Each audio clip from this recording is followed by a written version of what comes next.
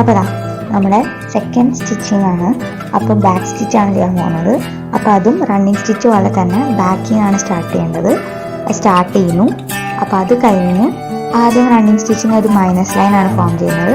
അതേപോലെ തന്നെ ഇതിലും ഒരു മൈനസ് ലൈൻ ആണ് നമ്മൾ ഫോം ചെയ്യുക. അതിനുശേഷം റണ്ണിങ് സ്റ്റിച്ചിൽ നമ്മൾ ഗ്യാപ്പ് ഇട്ടതിന് ശേഷം ഫ്രണ്ടിലേക്കാണ് എടുത്തത്. ഇവിടെ നേരെ ഓപ്പോസിറ്റ് ആണ്. എൻ്റെ പേര് പറയുന്ന പോലെ തന്നെ ബാക്കിലേക്കാണ് എടുക്കേണ്ടത്. അത്രേ ഉള്ളൂ ഇതിൻ്റെ ഡിഫറൻസ്. നമ്മൾ ഫ്രണ്ടിലേക്കാണ് റണ്ണിങ് സ്റ്റിച്ച് പോയത്. ബാക്ക് സ്റ്റിച്ച് ചെയ്യുന്നത് എങ്ങനെയാണോ റണ്ണിങ് സ്റ്റിച്ച് ചെയ്തതിൻ്റെ ഓപ്പോസിറ്റ് ഡയറക്ഷനിൽ ചെയ്യും. ഈ ഒരു ഫോമിൽ നമ്മൾ ജസ്റ്റ് അറ്റം വരെ കണ്ടിന്യൂ ചെയ്യാം. സിംപ്ലസ്റ്റ് സെക്കൻഡ് എംബ്രോയിഡറി സ്റ്റിച്ചാണിത്. അപ്പോൾ നമുക്കിത് അറ്റം വരെ കണ്ടിന്യൂ ചെയ്യാം.